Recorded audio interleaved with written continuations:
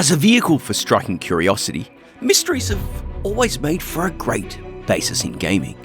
But of those, it's always been the whodunit murder mystery, which tends to get the most attention, and typically for good reason. Piecing together clues and trying to find out who was responsible for the heinous crimes at the focus of the story really can scratch those itches in ways other adventures might not. Sometimes, even if a genre doesn't necessarily feel tired, a twist can spark something utterly unique, and Killed Until Dead just so happens to do that, thanks to its focus on stopping such a crime happening instead of piecing together what happened after the fact. Developed by Canadian studio Artech Digital Entertainment, Killed Until Dead puts you in the role of Hercule Holmes, the world's greatest detective, tasked with stopping the petty machinations of the Midnight Murder Club. Said club is a group of 5 mystery authors conducting their yearly meetup where, amongst the wheelings and dealings, plans are being put into place to bump each other off in order for one to become the greatest mystery author.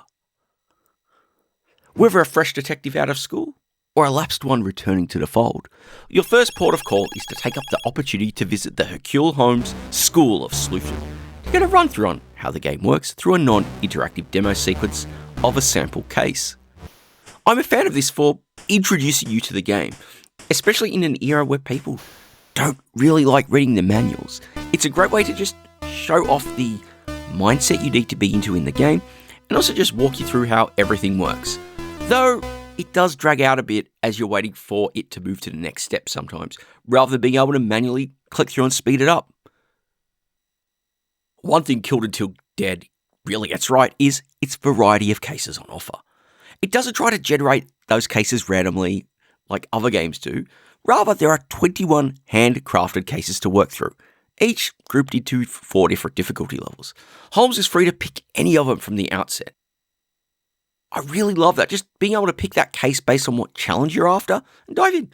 It's so liberating when you think about it compared to many games even of the time.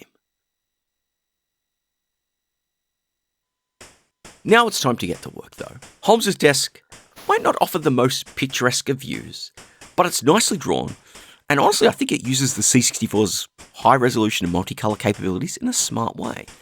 As the centre of the operations here, there are 4 features you can access.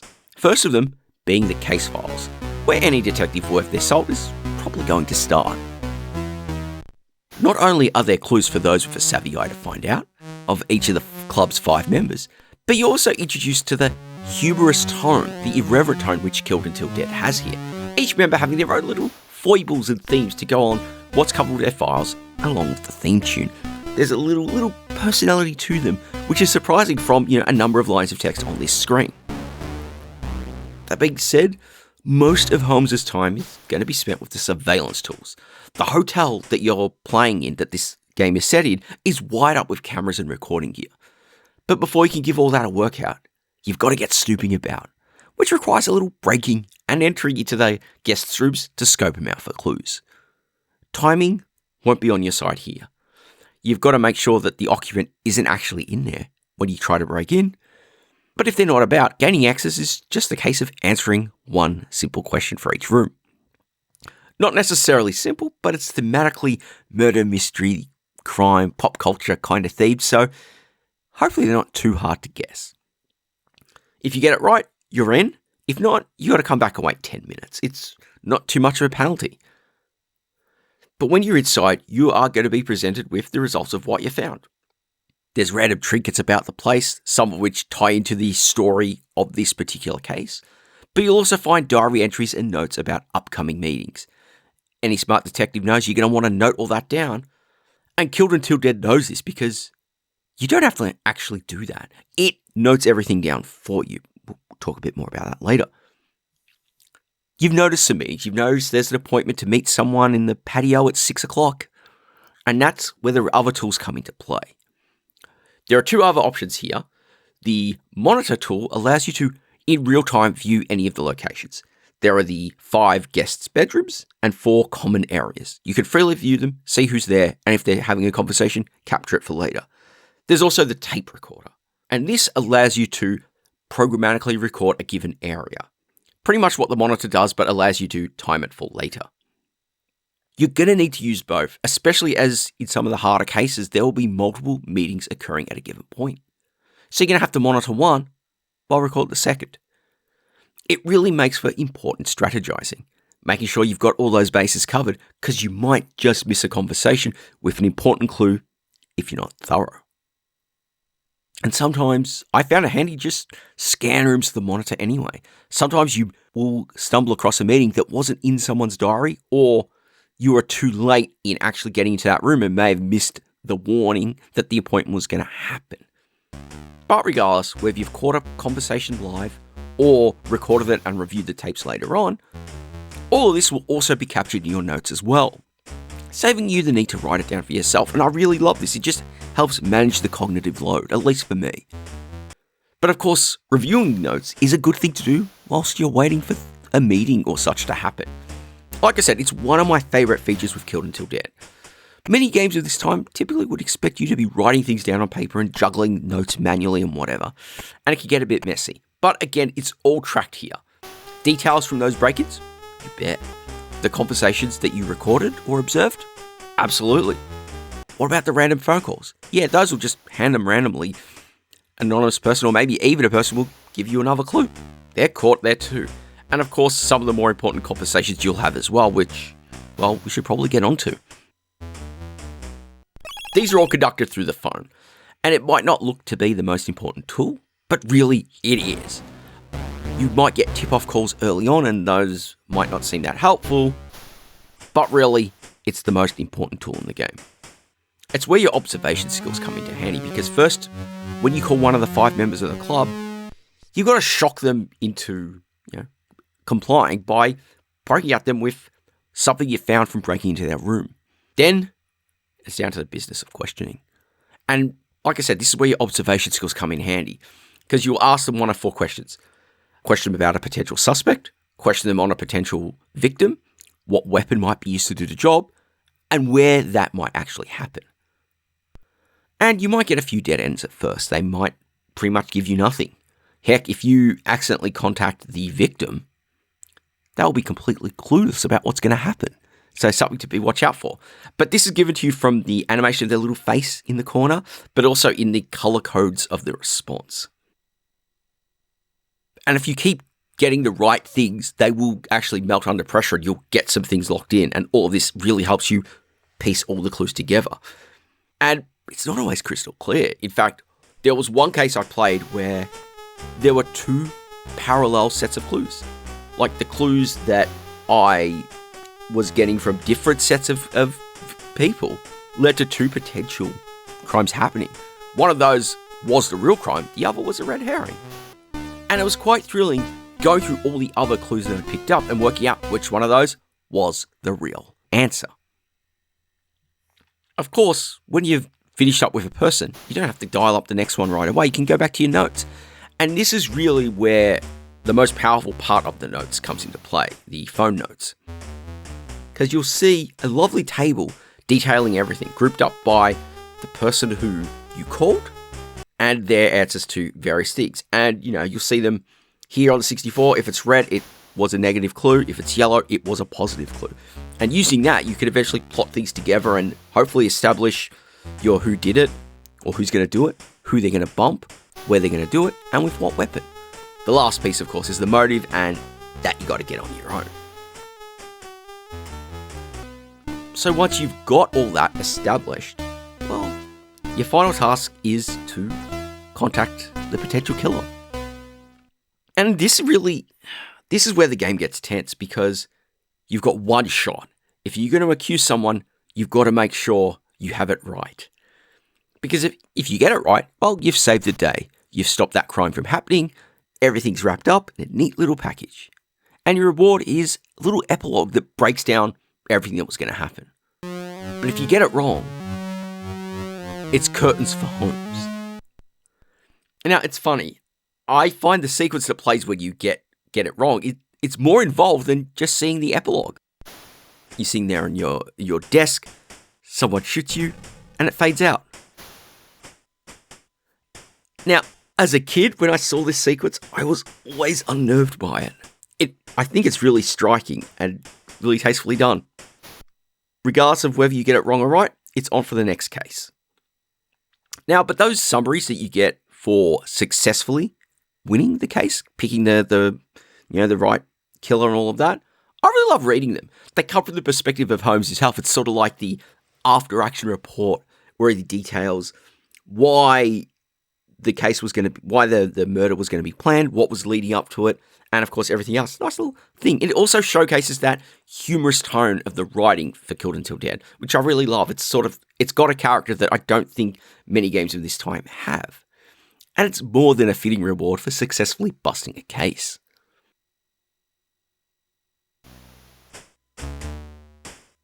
Now, I've basically focused on the original Commodore 64 version of the game here, which Artech produced and Accolade published in the US and Canada. But I did want to talk about some of the other versions of the game. Now, alongside that original C64 release, Accolade commissioned Distinctive Software, a top-tier Canadian studio, to convert it over to the Apple II. Now, up front, considering the Apple II's limited graphics capabilities, in comparison to the C64, I think it looks alright. Like, they've tried to sort of bring the spirit of things over. You still get a lot of the tone in the animations for the calls, the crew. It is fine. But there are a few things that drag it down for me over the C64 original. Part of that is in the sound. The game only supports the Apple II's internal speaker, and trying to translate those little stingers that play for each member of the club, I found them a bit painful to listen to, but that's me. The sluggish controls were probably a bit more annoying. Though there are keyboard options to hand, I found I just had to use a joystick. And honestly, Apple II joysticks being analog means a nice, precise and digital joystick on the 64. So you're having to sit there and push it. And I just felt sometimes when I wanted to move between areas really quickly, I couldn't. I just had to be very deliberate with moves, which costs you time. And you are against the clock in this game. You've got 12 in-game hours to crack the case. The other thing I thought was really weird was the way they had to handle the text. So on the 64, the negative and positive responses when you interrogate someone, it's color-coded. I mentioned that earlier. On the Apple II, they can't really do that, so they had to do it in plain text for negative answers and inverse text for positive answers. It feels weird, and it kind of looks a little jarring, but I guess they had to do what they had to do there. But the loading was really weird. I thought the 64 version did a lot of heavy loading. I did actually cheat and used cracked versions for this, especially someone had the game did a cartridge adaptation that I thought was very handy. And there's a decent chunk of loading where moving between sections. In fact, some cracked versions have a really slow disk routines, which is really draining. But on the Apple, every time you switched, it had to load, even though the Apple has a faster disk system. Maybe they thought it was just better to do that than try to heavily optimize things. I don't know. It was sort of bothersome. Where it bothered me a bit on the 64, bothered me a little more on Apple, but still, it felt a bit of a drag. Now, whilst that was going on in North America and Canada, US Gold picked up the game to bring over to Europe. Now, firstly, the first thing I did was brought the C64 disc version over, also adapted the game for tape. Now, the C64 tape version is very awkward in how it plays, and I wouldn't recommend it. You lose half the cases. And the other thing is, when you complete a case, you've got to reload the game from scratch. So it's very clumsily done. I don't know whether it's just because they just got a build of the game and had to hack it up themselves rather than getting source or anything. But yeah, definitely not recommended. But US Gold also commissioned conversions for the ZX Spectrum and the Amstrad CPC, both being handled by Canvas. I'll only touch upon the Spectrum version here. It's what I've got to hand in terms of real hardware after all. But off the bat, the cassette load is pretty darn painful. The Spectrum version was only released on cassette. I guess the Plus 3 hadn't hit the market yet, or they decided it wasn't worth it. I don't know. There's only tape. But I managed to work through it and get it going. And once you do, there's a couple of nice surprises. The first is that there's no loading. Once you've picked a mystery and gone through all of that load, you're straight in. Changing screens happens in a flash. And it makes the game so much more enjoyable to play. Of course, it is the Spectrum, so it's a bit ugly on a visual front, But thankfully, it does use the color-coded positive, negative things for calls and the notes, like the 64, unlike the Apple, and I think that just made it a little nicer to read. Even though the sound is a bit ugly, again, it's a 48K only game, so no AY sound. It's still a pretty nice version to play, and honestly, the fact that unlike the C64 tape version, all 21 cases are here, it actually makes it a pretty good choice to play if you're willing to live up to the painful tape load, which might not be an issue if you use modern Thingo solutions, emulators or tape solutions. And it still responds nicely, gives you plenty of joystick options, and works pretty well. It's a little more limited machine, but it still happens to work out pretty darn nicely. But with that, I want to start drawing it to a close. Kill Until Dead is a game that stands out for me in many ways compared to other whodunits that got released on the 8-bit home computers, more traditional adventures or some other action arcade adventure kind of games. A large part of that is from its irreverent tone with its cases and its characters. All those characters are parodies of like real life mystery people, actors or characters from things like that, and it's sort of, it gives you a bit of charm. There's also a charm with like the music that plays for each of their little themes and the cases. It's all really good fun. It's also a very nice game to play in terms of its interface. Everything is all menu driven, so you just have to scroll from, you've got that initial home screen of Holmes' desk, but everything else is menu driven once you get in there. And it's all very easy to navigate for joystick. You can just sit back, relax, and click through things as necessary. One of the things I love as well is that the variety of cases gives you plenty to enjoy, whether you just want a quick mystery fix that's not going to tax you all that much, replaying one of those easier cases, or stumbling onto one of the higher difficulties, picking something that's going to tax you a bit more, that's going to make you think and make you wonder how to actually solve this case and crack it wide open. There's a lot on offer for a challenge that does scale up with your own skill as a player. Now, I don't know if it's just me with this one, but the fact that you're racing to stop something happening feels refreshing. Many mysteries, in games and TV and other media, it's all about finding out what happened after the fact. A crime has happened, who did it, why, all of that. But here, stopping a mystery it really feels so cool. It feels cool to stop something bad happening. I don't know if it's just me of general things of our current times or whatever. I don't know. Again, I think the only real test with the game is to your patience, at least with all that loading. Particularly if you're even going to try the C64 tape version, which I do not recommend. If you're going to get it on the C64, play it on disc. If you want to collect it, do be warned, US Gold's disc release apparently introduces a number of bugs that weren't present in their tape one or in Accolade's original version of the game. So be careful of that in terms of what you're going to try and collect.